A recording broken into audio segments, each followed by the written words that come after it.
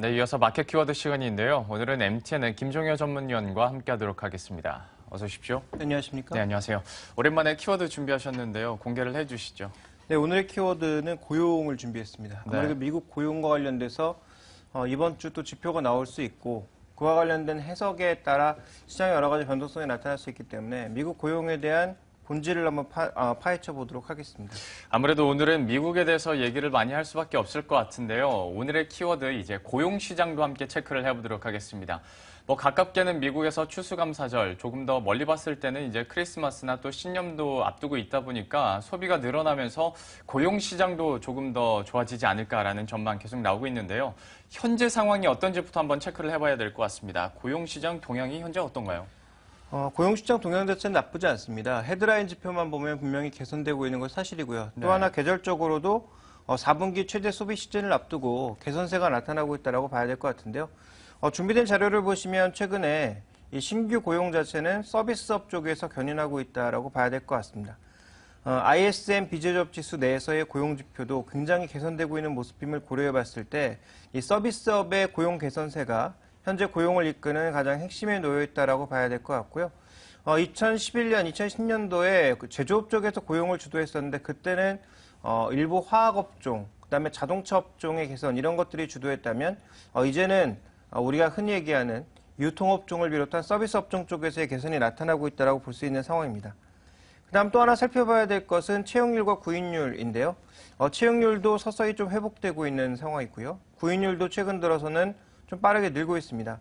조금 전에 말씀드렸던 대로 비제조업, 즉 유통 쪽을 중심으로 해서 이 4분기의 소비가 비교적 좋을 것으로 예상을 하고 있기 때문에 사람들을 많이 고용하고 있어서 구인율 자체가 늘고 있고 또 채용률도 늘고 있다고 봐야 되겠죠. 그리고 시간당 임금도 어느 정도 상승하고 있습니다. 다만 가장 좋았던 2006년도부터 2008년도 시기와는 아직도 갭을 많이 보여주고 있는 상황이죠. 그래서 이 개선세 자체가 좀 둔화된 것은 사실이나 전반적으로 대부분 지표들이 우상향으로 돌아서고 있는 건 긍정적이고요. 그 다음에 이제 대표적인 비제조업, 유통업종 쪽에서 어떤 쪽이 좋아지고 있느냐를 살펴봤더니 UPS, 페덱스와 더불어서 미국을 이끌고 있는 대표적인 택배업체라고 봐야 되겠죠. 지금 2013년까지 보시면 70만 이상의 신규 고용을 4분기 이 최대 소비 시즌을 앞두고 보여주었는데요. 이번에는 이 70만보다 더 많은 90만, 거의 100만에 가까운 숫자를 고용할 것이다라는 얘기가 나오고 있습니다. 그걸 보면 결국은 비제조업 중심의 개선세가 나타나면서 이번 지표도 나쁘지 않을 것이고 다음 달 지표도 추가적으로 개선될 가능성이 조금 더 높지 않나 이렇게 좀 봐야 될 것 같습니다. 예, 고용시장 그래도 앞으로 조금 더 개선세가 이어질 것이다라는 전망이 훨씬 많은 상황인데요. 하지만 FOMC 같은 경우에는 아직까지도 좀 조심스러운 입장을 보이고 있습니다. 이 부분에 대해서 해석 어떻게 해볼 수 있을까요? 일단 FOMC가 최근에 조심스러운 것은 미국에서 흔히 얘기하는 중산층이 무너졌기 때문입니다. 고용도 마찬가지로 무너진 중산층의 고용이 쉽사리 회복되지 않고 있습니다. 그렇기 때문에 최근에 연준 같은 경우는 굉장히 조심스러운 행보, 말만이라도 조심스러운 행보를 내보이고 있다고 봐야 될 것 같은데요. 준비된 그림을 조금 보시면요. 소득별로 또 직종별로 어떤 업종들이 위기 상황에서 무너졌는지를 절대적으로 나타내는 지표인데 지금 보시면 상위직은 오히려 위기 이후에도 고용이 늘었고요. 그다음에 하위직도 추가적으로 늘었습니다. 그런데 2008년도를 중심으로 해서 중위직은 급락하고 회복은 굉장히 미약하게 나타나고 있거든요. 이때 업종별 흐름을 살펴봤을 때 가장 드라마틱하게 밀린 것은 건설 관련 직종들이다라고 봐야 될 것 같습니다. 이와 관련된 부동산 직종이라든지 또 건설에 직접 참여하고 있는 그런 노무자라든지 이쪽이 크게 무너지면서 결국은 고용이 크게 훼손되었는데 이게 쉽사리 회복이 되지 않고 있다는 거죠. 그러니까 집값의 하락, 금융 시스템의 붕괴는 막았지만 이때 과열되었던 금융시장과 건설시장 그리고 부동산 시장의 추가적인 고용은 쉽사리 나타나지 못하고 있다. 그때와 비슷한 주택가격이 회복되었음에도 불구하고 추가적으로 이쪽에 그때 과대 공급, 그다음에 초과 공급 그리고 강력한 이 금융시장의 흐름이 나타났었기 때문에 이쪽으로 더 이상 돈이 생각보다 이렇게 강하게 돌진 않고 있다. 현재 저금리에도 불구하고 이게 쉽게 회복 안 되고 있다고 봐야 될 것 같고요. 실제로 소득별 일자리 비중을 좀 더 자세히 살펴보시면 상위는 20%에서 23% 정도까지 늘었는데 중위직은 한 64%에서 지금 60% 초반대로 급격하게 내려왔고요. 하위 지근도 늘었습니다. 그러니까 지금 피라미드별로 보면 우리가 흔히 얘기하는 중위층이 가장 이렇게 넓은 이 피라미드형이 돼야 되는데 지금의 피라미드형은 이런 형태가 되고 있는 거죠, 점점. 그러니까 위쪽도 많아지고 중간층은 줄어들고 아래층만 늘어나는 형태의 이런 피라미드 형태가 갖춰지고 있다는 관점에서 이 양극화가 쉽사리 멈춰지지 않고 있기 때문에 미국의 고용이 헤드라인 지표만 보면 회복되고 있지만 정말 회복되고 있는 것이냐에 대해서는 여전히 물음표를 찍을 수밖에 없는 거고요.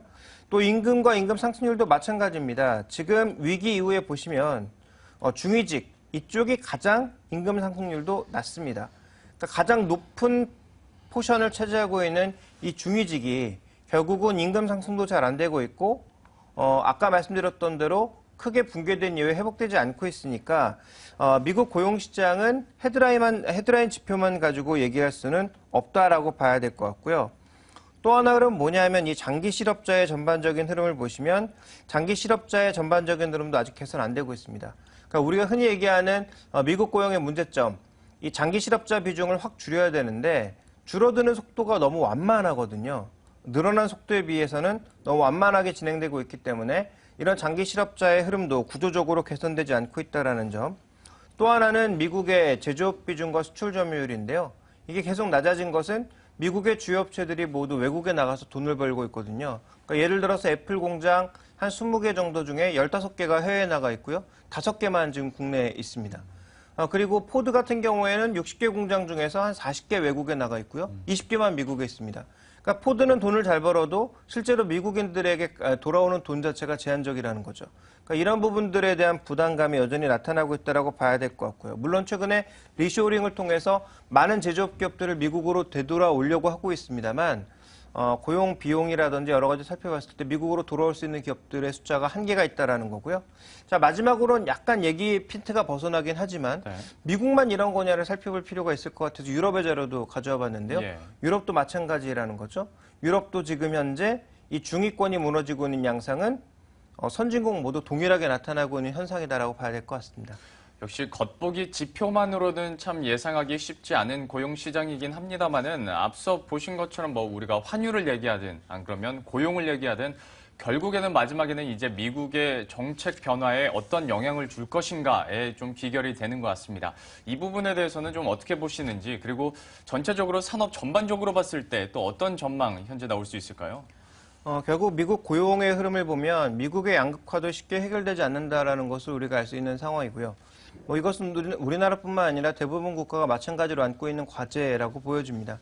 그렇다면 우리가 투자 전략상으로도 양극화에 맞는 전략을 쓰는 것이 바람직하다라고 판단하고 있고요.